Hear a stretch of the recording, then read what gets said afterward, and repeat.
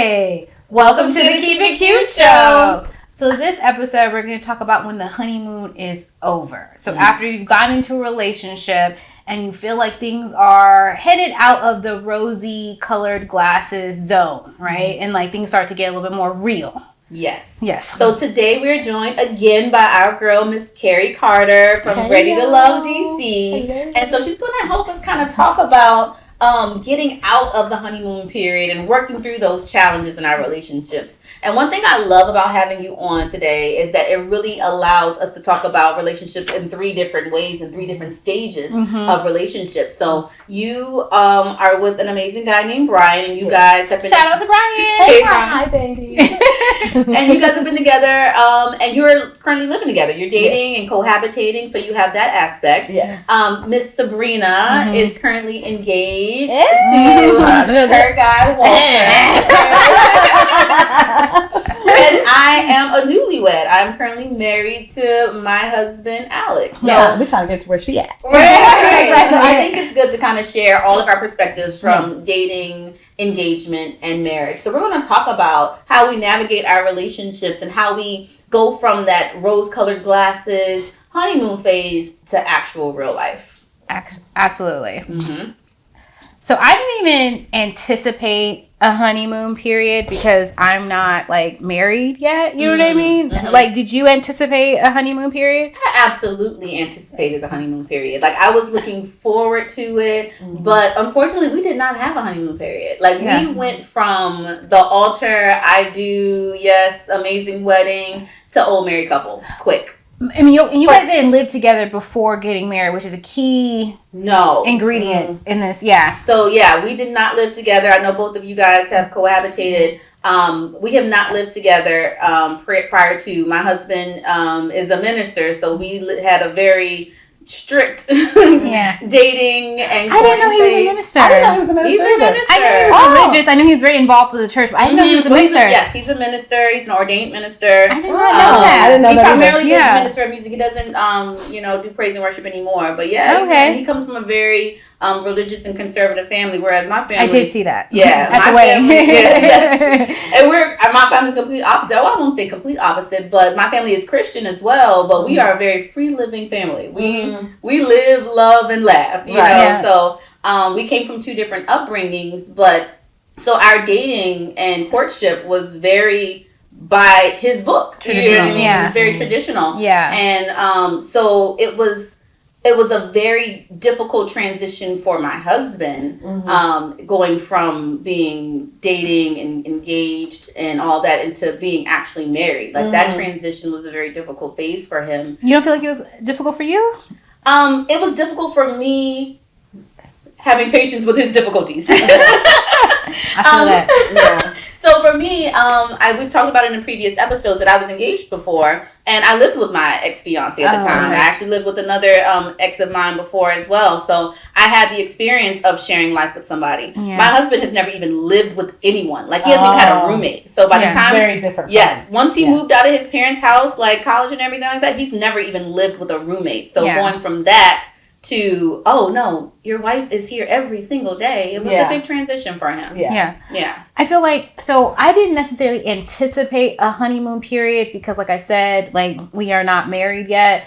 But in retrospect, we definitely were. You know what I mean? Like, totally we were like in a full blown, like, I don't know. I don't want to say soap opera, but like it was just something out of a movie. You know what I mean? Like, just how smitten we were with each other. Walter and I decided to move in together. I would say maybe like after like 8 months, 7 months. You know what I mean? We were already spending every day together, like 4 months, but by the time that happened. But like when we decided to move in together, as I feel like when the honeymoon period started to kind of like taper off a little bit I feel like that it's the same. My story is kind of the same as yours. Ours, we went head in, like we were into the honeymoon phase. Hello. It actually took probably a couple of months for us to get there because we were both kind of doing our own thing. So we started dating, and then we were just like, okay, we like each other, but we're still dating other people. We're just kind of doing our own thing. And then once we realized, okay, we're all in, we want to be exclusive, that's when the honeymoon phase started. And it was like an everyday thing. You're excited about that person. You're all over each other.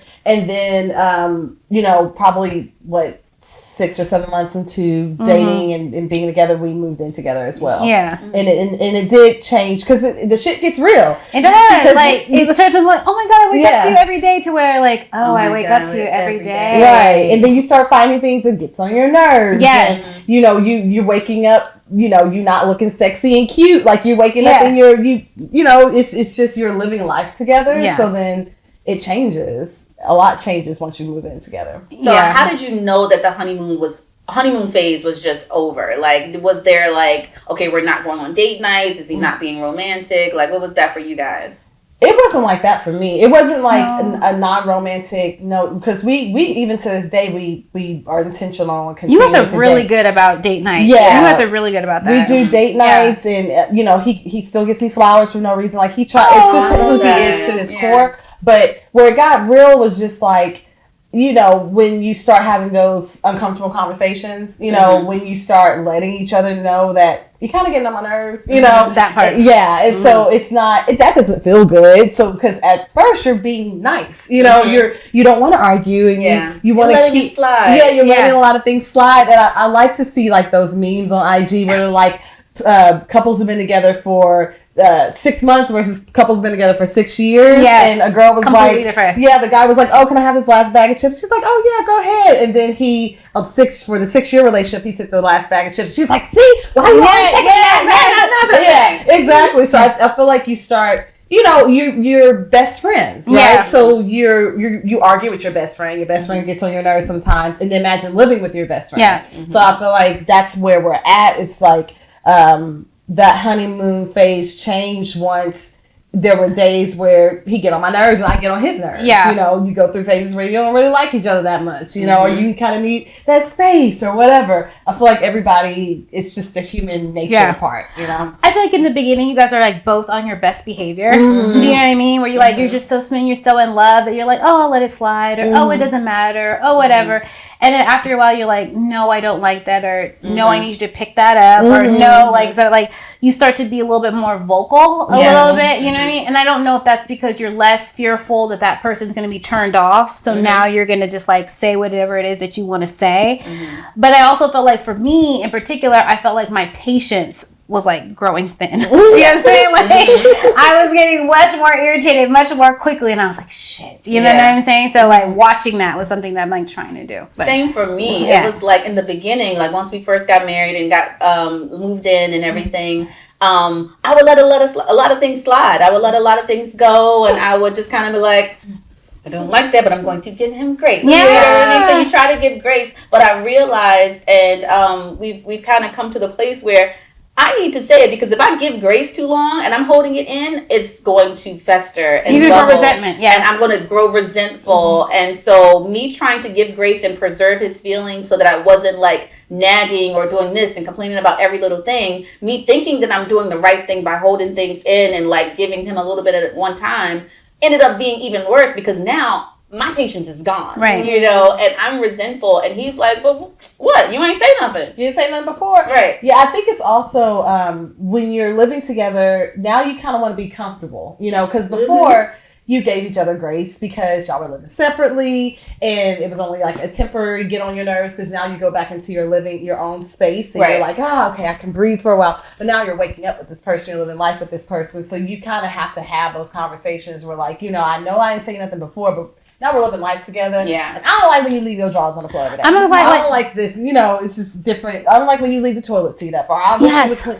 There are things you also learn also to kind of pick and choose your battles, right? Pick and choose your battles. Because you don't want to come off as like a nag or nitpicky. So like things I'm just like, I'll just do it. I do that a lot just so I won't be like, this and that, because that person is not you and you're not him. So that's where that phase starts to come in. Because I feel like once the honeymoon is over, you kind of get into like a little bit of a nitpicky thing, because you're like, I don't like this, I don't like that. But then when you're like, okay, I don't want to keep talking about this, and I don't want to be a nag and nitpick, so let me see what's tolerable and what's not tolerable. What's the balance? Because I felt like his tolerance for mess and disorder was like much higher than mine. You know what I'm saying? Like mine was down here, his was up here. You know what I'm saying? And I feel like we're trying to get here. You know what I'm saying? We're like, I need you to pick up a little bit more, but Sabrina, like, don't flip out just because he left his shoes out where they're not supposed to be, or he didn't put his jacket up. You know what I mean? Like, I know I could be like a little OCD when it comes to certain things. So I'm like, all right, Sabrina, like, it's not that deep. You know what I mean? Like, I've had to learn how to do that.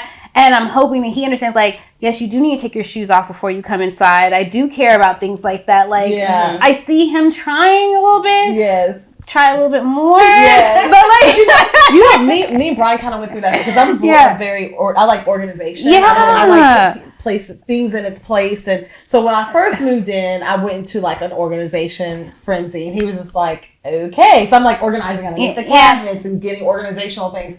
And then, like, I realized he's still going to put his stuff where he wants to put it, even if I try to organize it. So I organize my space, and like the big spaces is organized. But our compromise is we do have a cleaning lady that comes every 3 weeks. So every 3 weeks she comes. That's the compromise. Because then you don't have to. Yeah, you don't have to be the person doing all the deep cleaning, and just to have a discussion. She comes in every 3 weeks. She does a deep cleaning. She cleans up the house, it reorganizes everything. And then she's out, and it also helps me not get all OCD. I want to, but Walter was like, "Oh, we don't need a cleaning lady." Yes, we do. We're up to having her. We can do that, and I'm like, "But we don't want to." Yeah, we're up to having her come in every 2 weeks. We did the once a month thing, and then I felt like I was the one kind. And my husband is a clean guy. Like you even like before we got married, he would be posting videos of him cleaning his house and everything like that. But when he moved here, because he moved into my house, he left his house and moved here. He felt like this was my space. You know what I mean? So I'm dealing with that too. Yeah. So him transitioning to like, no, this isn't. You're not my boyfriend that's coming to spend the night for the weekend. Like, no, you have to take ownership too. So even though he's naturally a clean person and he's naturally an organized person, when he was here, he guys just kind of was comfortable and was like, oh, she's gonna take care of it. So I had to go from the cleaning person's coming once a month. No, she have to come every 2 weeks. So you won't be irritated. Exactly. And I've been telling Walter, like, Walter was like, oh, you're out of trash bags. I mean, we're out of trash bags. We live together. Exactly. You know what I'm saying? Like, I have to say, the person who did move in with Brian, I had to I'm just now getting to the point where it's a us and a we thing. Because it took me a while. Because I was like, this is your house. He's like, no, this is our house. Yes. I'm like, but this is your house because I moved in with you. This is your furniture. And we literally had like a whole discussion about it because I was having like anxiety, like I was feeling anxious and a little bit freaked out that I'm so used to having my own space. I've always had my own space. I haven't lived with anyone since my ex-fiance, so I was so used to things being mine. And then moving into his home, I was like, okay, this is his couch, and there are things I wanted to organize or add, and I felt like I couldn't because it was his. But is he open to you like redecorating? Absolutely. Because you love decorating. I do. Yeah. The compromise, I decorated the basement downstairs. Yeah. Okay. So I did do that, and I'll add things. I rearranged the furniture. So now he's just like, this is who she is. I have to let her have this creative outing, And once I move things around and I feel a lot better. But it did take me a while to feel like his space was my space. Well, what could he have done differently to make you take ownership of and like really understand like this is no longer his space, this is your space as well? Like, what could he have done, or is there anything that he could have done to make you feel a little bit more comfortable and at ease and at home? I don't think he did everything he could. He always said it was our space, and he's the one who asked me to move in, and it's even took me a couple of months to even do it because I was like, oh my God, it's a big step. Yeah, it's a big step, and things change. Right. I was enjoying the honeymoon phase, and I knew, as being at this big age, we know things change once you move in together. So I was having a little bit of anxiety about that. So I think I was just in my head too much. And it was something I had to, and I did, I went through my own counseling to try to take away the fear. Because I think it was more the fear of, this is his stuff. He can throw me out if he wants to, if things happen. But he always reassured me And that was very helpful. I love that you guys, you're doing the therapy part. I think that the therapy portion is necessary. Mm-hmm. I highly recommend. I mean, we did premarital counseling before we got married, and we're still doing counseling now that we've been married. Like, it's essential. It is. Like, it's just like you go to the doctor for your physical health, and you go to maintenance. You know, you go to your regular preventive care. Mm-hmm. Like, this is our preventative care for our mental and our relationship. Mm-hmm. So another thing that I did when Walter moved in is that the bedroom was very girly. Mm-hmm. You know what I mean? And then I noticed that, like, over time, like, you know, bouquets of flowers and pink pillows were, like, disappearing from the bedroom. They were just like, they were there, then they weren't. You know, and I was like, where's all this stuff going? He was like, I mean, is that sexy to you? Does that feel like a space where, like, you feel like we can be? And I was like, okay, so, like, redoing the bedroom so it was a little bit more gender neutral was like something that we did because I wanted him to feel like it was his bedroom too. Yeah. And then also giving him a space in the house to be like, that's your man area, whatever you want to do with it, you can do with it. Like, I want you to have a carved out space, understanding that you moved into, like, you know, my house, and that, like, I want you to be able to have a space where you can feel like you can, I don't want to say escape to, because I'm going to be in there too. Right. That you contributed to. Like, you can design and do whatever you want with. And then the third thing that we talked about was, like, I'll never say, well, this is my house. Right. Mm-hmm. You know what I mean? This is my house, or this is whatever. I was like, once I say that, I know that it will forever be just my house, and it's going to be counterproductive to how I want. Even though sometimes I'm like, you know what I'm saying? Like, I gotta, like, keep it in, because it's like, because it's not really what I mean. It just means, like, you know, so, like, I just let it slip out a couple of times. I have to be like, but you said it was ours. He'll correct himself, but it does when the person has moved in, and the moment you say that, it's like they start all over again. And I did explain that to him, because even when he is talking to other people, he'll slip up and be like, you know, my house, and when I bought my house, and I'm like, you know, and I know it's not a dig against me, so I have to always just, and I also remind him, like, you did say my, and he's like, well, you know what I meant. I said, I get it, but, like, mentally, our house, when you bought our house, or this house, when I bought this house, because mentally it does make me go back to, like, okay. So I'm just a visitor. Right, I'm a visitor. I'm a visitor. I'm a tenant. Exactly. So what has been the toughest part? So the toughest part, I would say for us, because I think that my toughest part is different than his toughest part. I think that my toughest part, like I said before, was to be patient as he transitions. You know, this is a new world. It's a new world for both of us, but I think it's a bigger transition for him than it was for me. So the toughest part was not being resentful of his pushback and his, like, slower progression than I would like. So I am naturally a troubleshooter. Like, the engineer brain in me, there's a problem, I want to fix it. Like, if there's, okay, this is not working for me, what can we do to make it better? I also always say that I have cancer brain. So I'm a cancer survivor. And so for cancer survivors, we don't think necessarily long term. I mean, we think long term a little bit, but for us, death isn't around the corner. Death is, like, across the street. You know what I mean? So I am always big on maximizing the days that I have now. Sorry, I don't mean to laugh, because we were doing I know. But you're making some good points. We're not trying to red table talk.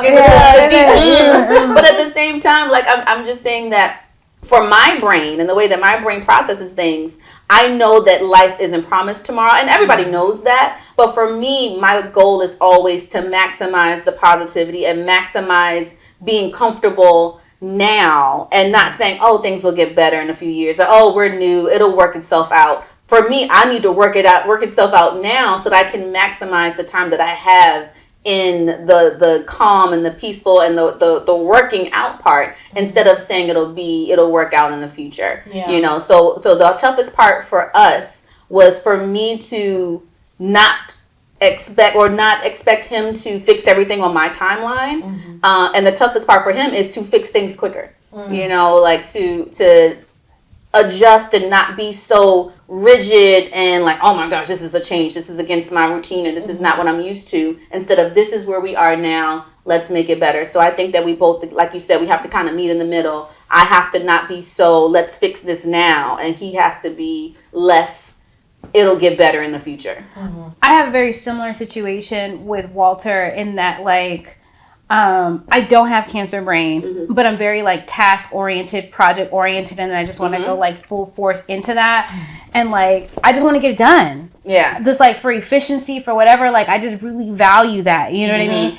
And one thing that I've talked about with my sister, I think is like men can be procrastinators. Yeah, you know what I'm saying? Like they just operate very differently than us. They do. That's very true. You know what I mean? And I've had to like, it's been a struggle for me to embrace like, why is it taking you 3 days to take the trash out? You know what I'm saying? Or why is it taking you so long to do these things that are so easy? Like, just do it. You know what I'm saying? For me, I internalized that as, I'm not a priority. You know what I mean? Because, like, if you're taking this long, if it's something that you want to do, you're going to do it immediately. That part, something that you're, like, focused on, or this is your business, or that, like, you're researching, you're doing this, but when it's something that I want for us, or our relationship, or the operation of our household, when it's not as a quick progression of fixing things, for me it feels like, I'm not a priority. You know what I mean? But to him it's like, you're a priority, but I just had other stuff to do and I just wasn't thinking about it. But I'm like, that's what priority means. But that, again, I think that's just the difference between a male brain and a female brain. And the female brain. It is.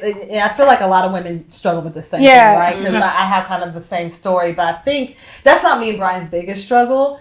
Our biggest struggle was the communication part on talking through our issues versus us being used to being like, I don't want to fuck with you no more. Yeah. I'm out. Like, I'm done. And I think that we both had to get used to that because we were single for so long and learning how to, like, I'm not going anywhere. We both are in love with each other. Like, let's talk through it and see what, see if we can figure this out. And we both kind of had to learn through that. Yeah. So that was a tough part because especially that was another anxiety inducing position that I was in when I moved into his house. Is if we got into it, I'm immediately going into, this isn't my house. And if I'm ready, so I'm just gonna leave. Right, exactly. And I've had those moments. It's funny because me and Brian laugh at it now, but there's moments where I have packed my bags. Tired of this shit, give him all my stuff, and he's just looking at me. I'm packing and I'm rolling out with my suitcase. The Uber guy's out there, and I put my suitcase in the car, and Brian's looking, and I was like, why aren't you saying anything? Yeah. Why aren't you stopping? Right. He was like, because I don't even know why you're doing all of this. You know what I mean? And just for him to even say that, I was like, give me my suitcase back. Okay. And we just need to talk. So you don't know. Well, let me tell you. Right. Let me just tell you why, since you want to talk about it. He was like, I didn't say I want to talk about nothing. But I rolled back in the house and we talked about it. But also, me packing my stuff up and leaving, that was triggering for him too. Yeah. So we had to have the discussion on triggers, the why behind it, and we both had to come to a very vulnerable place so we can be able to go through the difficult parts of the relationship, because every relationship has that point, and knowing that the other person's not going to leave, or that's not the first thing we're going to is to just exit out the relationship. So that was, you would think that wouldn't be difficult, but that's something you learn when it's a new love, when you're still kind of, I was still healing and didn't know, Yeah. So that's where the counseling came in to kind of help me push through the fear of things not working out and, all this stuff. So, yeah. So what changes have you guys seen in yourself while you've been in these relationships or going through these changes and going from the honeymoon phase to actually in these long-term committed relationships? We've all been in these relationships for roughly 2 years now. What changes have you seen in yourself that you can say, I've really grown in this way because of these challenges? It really burns me to say this. Acknowledging that I'm not perfect either. Do you know what I mean? I think that has been the part that burns, because you're like, well, you do all these things. And then he'd be like, Sabrina, you do some of those things too. No, I don't. I never have done that. And then he'll like rattle off a list and I'll be like, you right. So I think like just being very accountable has been something that I've been trying to do more of, that like it's not always him. You know what I mean? Sometimes, Sabrina, you be tripping. You know what I mean? Like I think that like owning that and being okay to say like, baby, I'm sorry I was having a moment, or baby, I'm sorry I was just like what I've been trying to do better at that instead of trying to always paint him as the problem. Yeah. So that's something, because I think that that's important for him to hear too. Yeah. You know what I mean? Because if they don't have that reassurance, then it's going to only get worse. They're going to do less and less. Yeah. Like no matter what, you're always the right one, Sabrina. No matter what, I'm always the problem. So I think like acknowledging that I'm not perfect has been something that I really have to like do. Doesn't mean that it comes naturally. Right. And doesn't mean that I do it like, you know what I'm saying, easily. I'm not like, okay, you know what I'm saying? Or I'm trying to move on real fast. But that's something that I've been trying to do more of. I'm also trying to make sure that I continue to communicate. Going back to the communication, because like, you know how it is. Like, just because you had an issue and you talked about it doesn't mean the issue is resolved. Right. Doesn't mean that it goes away. Right. Like, doesn't mean that like, okay, he's doing it now and everything. Like, no, it's like, I feel like I have to constantly try to have the conversation again, even if I had the conversation before, and being okay with that, because it kind of feels like insanity when you're having the same conversation over and over again. But I honestly believe that the moment that you stop communicating is the moment that your relationship's really at risk of like, you know, a failure. So like, oh, all right, like I said this to you in this way. Let me try to say this in another way. You know what I'm saying? So like, that's something that I'm trying to continue to do instead of what I think my natural reaction would be is to shut down. The silent treatment. To steam all around the house. You know I'm steaming because I'm slamming shit or I'm stomping around. You know, saying like, instead of doing all of that, like, let me try to have a conversation. Yeah, so you can move forward. So I'm trying to remember that. No matter how frustrated I am. That's good. That's tough though. Yes. Those are both tough for me. Yes. I think for me, picking and choosing my battles is something I really had to learn. Okay. Because I was always been this type, I'm ready for a battle. What did you say? I'm sorry? Always on. Always ready. Yes, just always ready. Versus just kind of holding my tongue sometimes and letting things slide. You know, that is something that I've learned as something that he has also taught me by me observing him, because I know he lets a lot of things slide. I do things and he'll just be like, you know. So I've learned how to I never did mind. I don't know if I say things like I never did mind the little things, or I just try to think about, is this something that needs a conversation? Is it that deep and that serious why this needs to be talked about, you know? So those are things that I'm learning. And also the realizing that I'm not perfect and apologizing and holding myself accountable and not always leaving it to him, you know, because even today I was irritated and he went to the grocery store. He brought some stuff back. We know not to send men to the grocery store because they always bring the wrong things back. Right. And he brought back multiple things I did not. I said green peppers. He brought back yellow and red pepper. I was like, it said green pepper. I said, maybe he's colorblind. No, he ain't colorblind. Okay. I said stewed tomatoes. Were they sold out of green pepper, so he just wanted to get you something else?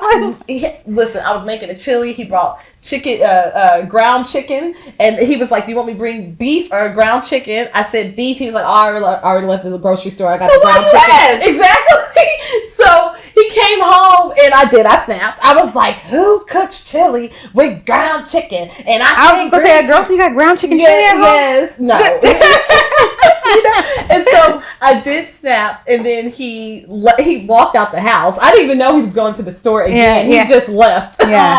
He was just like, and then when he came back, I was like, you know, I'm sorry. I you know, and I immediately apologized, and he was like, okay, and we moved on. You know, versus me waiting, walking around still upset about something so small, you know, in the fact, and also looking at the big picture. This man went into the snow. He went and got some groceries for us, you know, and I'm staying at home relaxing. So it's just those are the points where I try to get out of my own feelings, get out of my way, and be more considerate of his. And that is something I definitely have grown and had to learn. Yeah. So, yeah. That's a great example. Mm-hmm. I feel that so deeply. I'm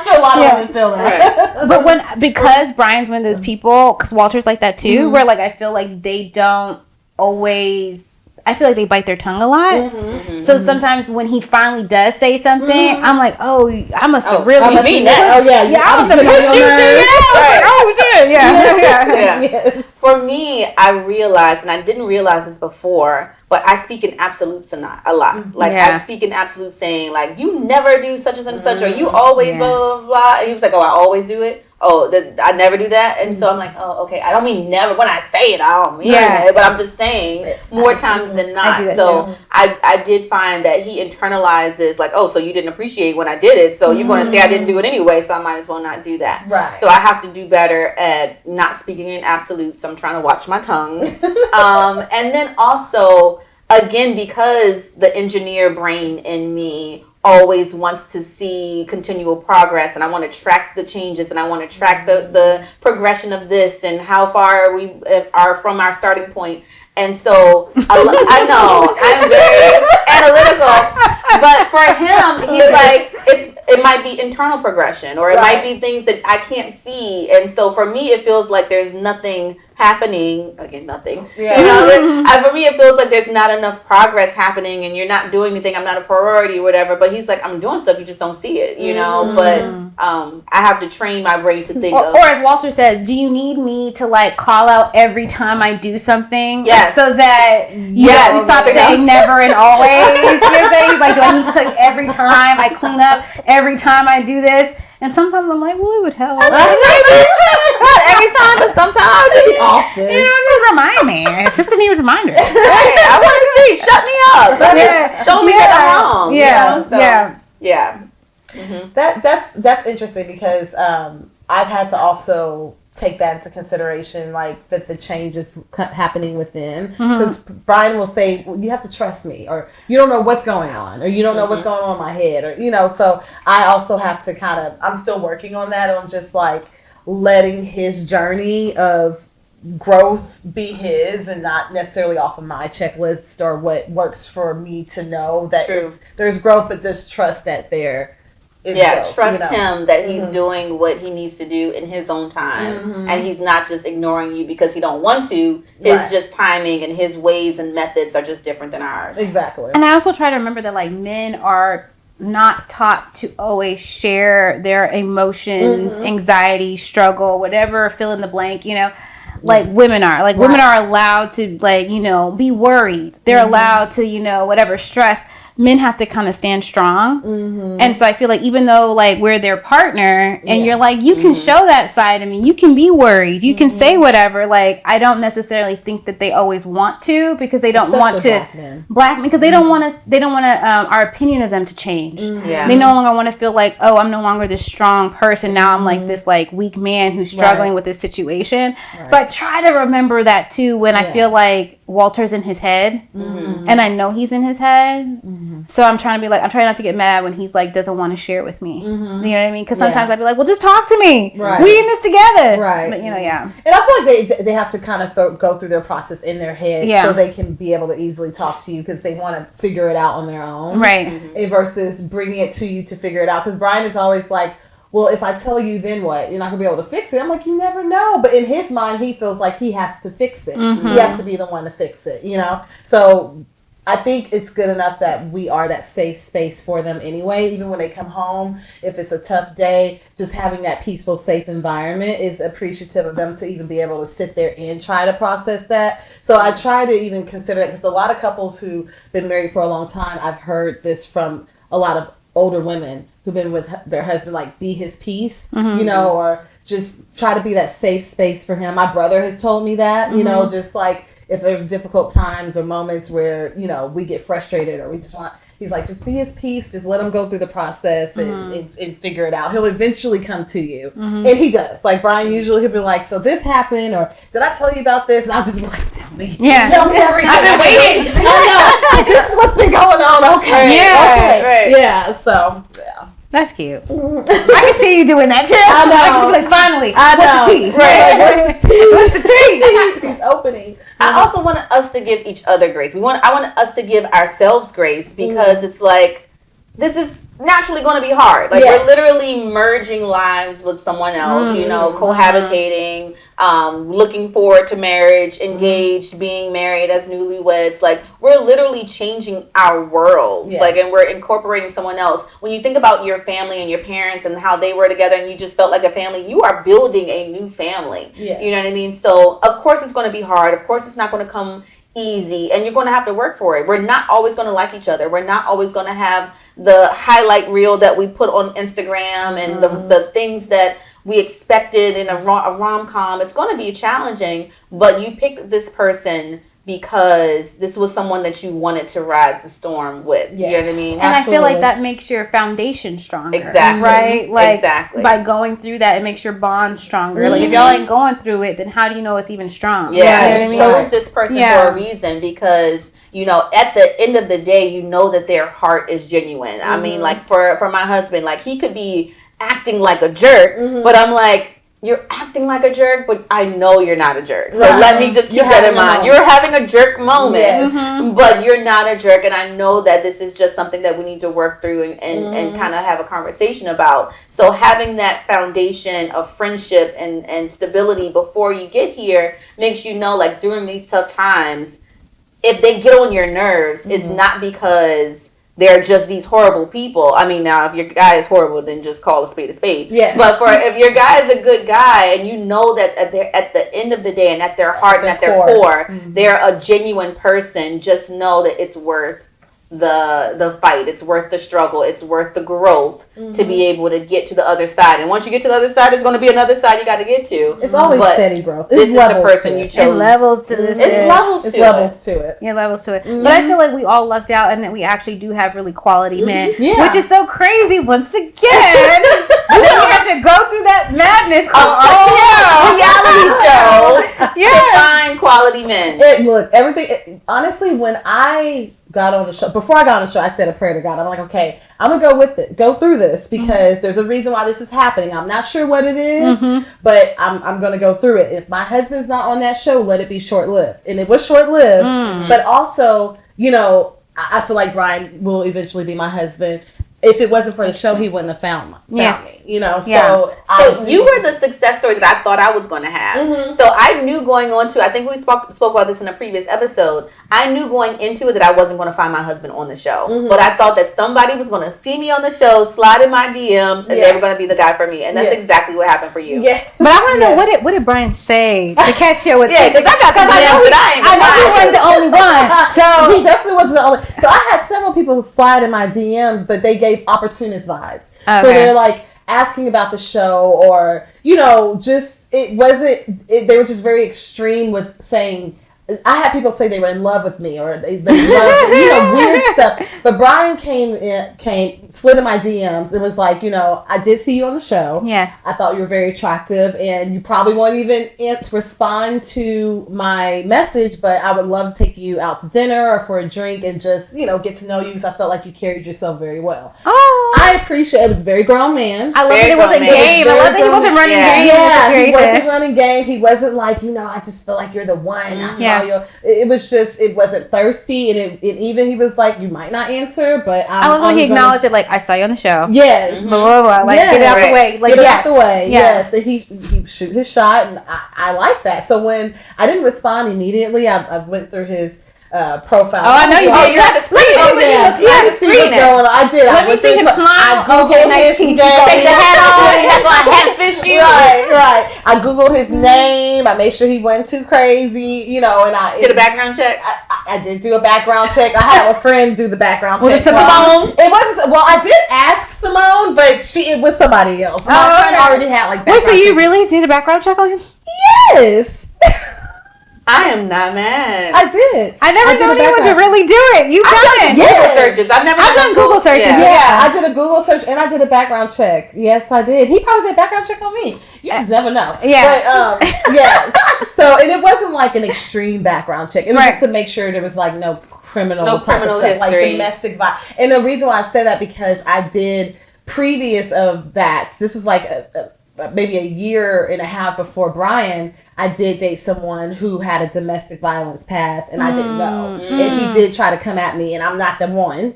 But I should have did a background check on him, and I would have saw he had 2 of them. So you recommend it for women too? I absolutely recommend it for women, especially nowadays, because you know if people got a pattern or a record specifically for domestic violence, then you probably don't need to date that person. But needless to say, Brian was squeaky clean. Of course. Yes. But yeah, once I went through and did look through his stories, I did prejudge him because based on Brian's profile, he looks like a womanizer. Because he has, now he don't, but he did some cleaning up. But based on his, was he a lot of shirtless? It was shirtless. There was bottles popping. A lot of him out with the ladies. There was there's one picture where there was like women twerking, they booties twerking on the swimming pool. I was like, oh, he's a womanizer. But knowing him, that doesn't even seem like him at all. It doesn't seem like him at all. You have IG Brian, and then you have Brian. Once I got to know him, and I'm like, oh, he's not this person at all. Like, he is a genuine person. He connects with women, but he's not like he's not a hoe or nothing like that. He's not even a partier like that. But yes, I was very blessed that he slid in my DMs, and I actually answered. And we went to a steakhouse for our first date. I'm happy that you responded too. I'm happy you passed his background check. And then you gave him a chance. Me too. Ladies, do that background check. And call Simone if y'all need one, because she be doing it for y'all. Simone from Houston. Simone from Houston will do it. Yes. Hilarious. I think this was a great conversation. I think it was a little heavy, but necessary. But to lighten the mood, let's play a little game. Okay? Absolutely. Let's have a little game time. So we're going to play our game called I Bet You Can't. Okay. It's the hybrid of another game that y'all might have heard of, but our version is called I Bet You Can't. So you're going to pick a topic from the wine glass. We're in the wine cellar. Of course, it has to be in the wine glass. As the guest, you're going to pick it. Yes, you're going to pick a topic. And so in that topic, one second, let me explain the rules. So you're going to pick a topic, and on that topic, you're going to pick a paper. On that paper is a topic. Okay. And so you're going to have to name as many as you can of that topic in 30 seconds. So say if it's colors. You have to say, I can name 1 color of the rainbow. And then you say, I can name 2. You say, I can name 3. I say 4. If you say 5 and I'm like, I bet you she can't name 5. I bet you can't. And then you have 30 seconds to name those colors. Okay. All right. So let me get my timer. It was time? Yeah, 30 seconds. Oh, you have 30 seconds to do 30 seconds. If you say that somebody can't, then you have 30 seconds. My mind does not move this fast. I was going to say, off top, you guys, I can't name names to save my life. Here we go. And I ain't gonna lie. I'm a glass and a half deep. All right. You ready, Kheri? All right. Yes. You got to choose a topic. Pick a topic. Okay. Y'all lucky I got skinny hands. Big hands matter. Okay. Ooh. Fashion designers. Oh, that's tough. How many can you name? In 30 seconds. 4. I can do 5. I can do 6. I know you lying. I know you lying. Damn. Okay. All right. She's like, I could do 3. You have to go sequential. Like you didn't start at 1. You started big at 4. Girl, I'm gonna go bring it back down. 1.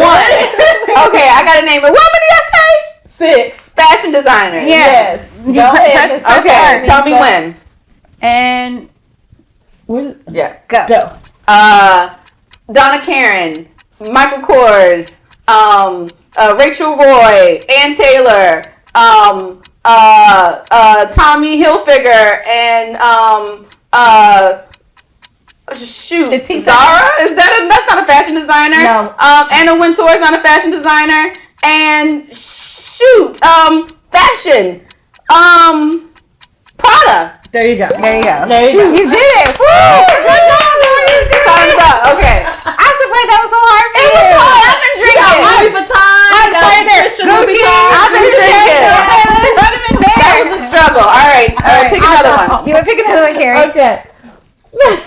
Your brother's like, what? What, you girl? Right. Why would you not know? Okay. You started off with Donna Karen, though. I heard Donna Karen a long time ago. I could not think to save my life. I could not think. Okay, Erykah Badu song. Ooh. Okay. How many can you name? Hold on. 30 seconds. 30 seconds. 3. I'm 3. Wait, you gotta go up. Okay, I can do 4. I can do 5. Can you do? I bet you lying. Why is it all on me? Because you have these high numbers. No, I'm not gonna go first next time. I'm picking next time. I was like, I'm trying to stay low. What's the 5 Erykah Badu songs? 5 Erykah Badu songs. Now, see, y'all got me. 30 seconds. Let's go. Okay. Ready, set, go. Bag Lady, Kiss Me on My Neck. Didn't you know? Mama's Gun. Call Tyrone. There you go. Okay. You did it. Easy. I'm picking this time. Okay. Ooh, Angela Bassett movies. Oh, fuck. Hold on. It was supposed to start at 1, but I can name 3. I can name 3. Oh, my time is up. Hold up. I can name 2. No, you can't go down. I told you 3. I told y'all these names at the same my life. No, don't name 4. Can you name 5? No. Okay, name 5. Well, then you have to tell her she can't. I bet you fucking lying. Okay, Waiting to Exhale. Wait. That's the one I had on my list. Waiting to Exhale. Uh-huh. What's Love Got to Do with It? Oh, Boys okay. in the Hood. And Black Panther. Okay, that was easy. Oh, that was you got good. How Stella got her groove How back. Stella You got got her Malcolm X. Yeah. You got Jumping the Broom. Yes. Oh, wow. You got you said Black Panther. That's it, Black Okay. Panther. You, huh? Oh, the mama. Jackson 5. She was the mama. Mm-hmm. Yes, Angela Bassett. Yes. Dang, y'all so good. Okay, All right, we got to get her to pick one. Yes, Okay, go Okay, ahead. ready? Mm-hmm. Blue one's out. I hope this is the one I want. Oh, that's the one I want. 90s R&B songs. How many can you name? Oh my god. 90s. I can name 3.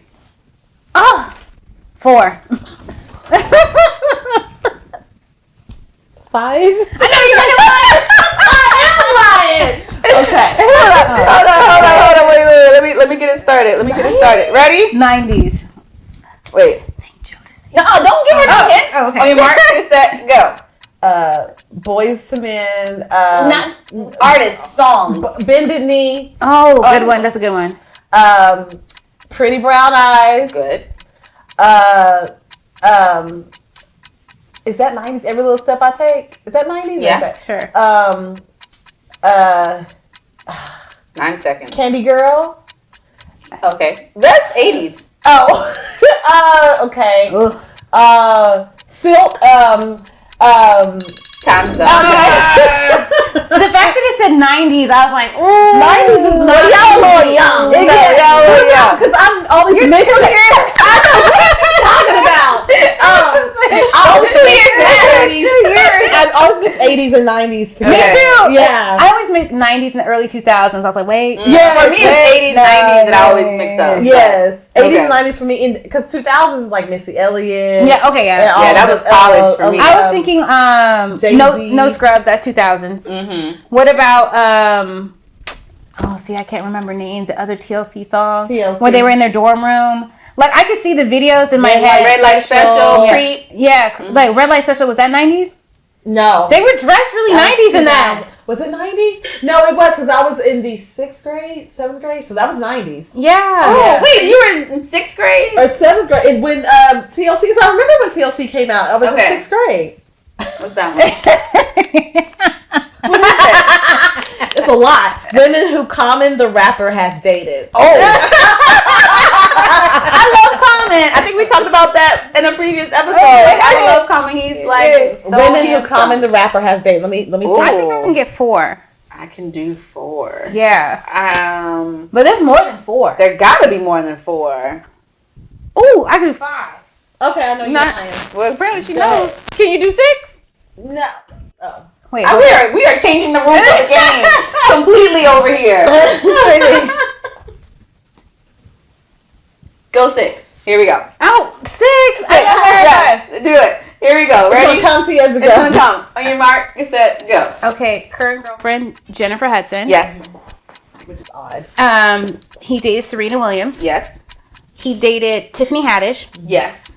He dated Carrie Hilson. Did he? Yes. Okay. He dated Erykah Badu. Yep. And he dated. I know one more. Shit. 8 seconds. I don't know. Yes, you do. Politics. Angela Rye. Yes. Okay. Yes. Good job. 6. Good job. She was the first that came to mind. I Mine just couldn't remember her name. She came to mind and I forgot her. Yeah. Who was that girl again? Comment got a What lot else of is his story? It's very I'm odd. intrigued. I'm a married woman, so I can't say what I want to say, but I'm intrigued. In the future one, I'm going to say name Erykah Badu's exes. They're gonna do that a lot of exes too. Yeah, she do. And she be pulling them. That or Lori Harvey. One of the other. Lori Harvey is young. You know what? Cheers to Lori Harvey. Because that's how you should be doing your 20s. I'm sorry. If you got she said, we gonna cheer. We gonna cheer. If you're in your 20s, you're supposed to be able to like date and kind of figure out what's for you. She's doing what you should be doing in your 20s. A lot of people, I wish I dated around in my 20s versus locking myself down and getting married and all that stuff. I'm happy I did. I mean, guys do it all the time. Like, I definitely dated in my 20s, and I've tried to, like, figure out what is for me and what isn't for me. I had a string of, like, if I dated one guy and it didn't work, I would date the complete opposite of him, which didn't work, and I'm trying to figure it out. So I think that in your 20s, it's okay to explore, as long as you're not, like, out here doing the most and doing too much and running through crews, but... You know, and be honest, and dating doesn't necessarily mean always having sex with them. Exactly, that part. And I think that that's something people have to understand. Just because she dated them doesn't mean that she was like fucking them. That's exactly right. Just because you're dating someone doesn't exactly. Just because you're dating someone doesn't mean that you're sleeping with them. So it's okay to date and experiment and try to figure out, oh, this type of person works and this type of person doesn't. But just because you're seen with that person or you go on a couple days doesn't mean that you're having sex with them. So she's literally a baby. Like everybody wants her to be so adorable. She's cute. She's adorable. Listen, she's so beautiful. I would be doing exactly what she's doing if I was her. So good for her. Yeah. Keep it up, Lori. I don't know how we got on that topic, but I'm here for it. Because we were talking about Common and we were Lori Harvey and all that stuff. Who's pulling? Oh, I think we're going. You want to keep going? Or we can go. She wants to keep going. Yeah, cool. It's a cute game. I like it. Okay. Types of cheese. I can name 5. I can name 5. You're supposed to let me go. No, I gotta get out. That's not how the game works. You're supposed to start at let me go. You're supposed to start at 1 first of all, and you're supposed to keep going. I can name 1. I can name 2. I can name 3. I can name 4. I can name 5. I can name 6. I can name 4. I know you lying. I know you lying, Takia. 5. I know you lying. Okay. Oh, wait, where's my timer? She said 6. She said 6. I said 6. Let's go. Okay, ready? Go. American, sharp. Let's say, okay, sharp cheddar. Sharp cheddar. Colby Jack. Pepper Jack. Swiss mozzarella. Oh! Okay. Impressive. Yeah, we didn't even get to all the fancier ones. I know. Brie, Monster, Gouda, Gruyere. See, I'm keeping it straight out of a giant. I'm out of Safeway. I'm surprised you said Mexican mix. I ain't go out of Whole Foods. I'm keeping it in Safeway. You talking about that little stand that they have with all the fancy ones? Right, exactly. I want to see what the last one is. Okay. And then we gotta go. Okay, let's see. Reality TV shows. I can name 1. I can name 2. I can name 3. I can name 4. I can name 5. I can name 6. I can name 7. I know you. I bet you can't. Ready? Okay. Go. Ready to Love. Clearly. Married to Medicine. Oh, okay. What's the Huntsville one? Can't tell you. Okay. Ready to Love, Married to Medicine. Real Housewives of Atlanta, Real Housewives of You can't go franchise. You can't go franchise. You can have the franchises. Love is Blind.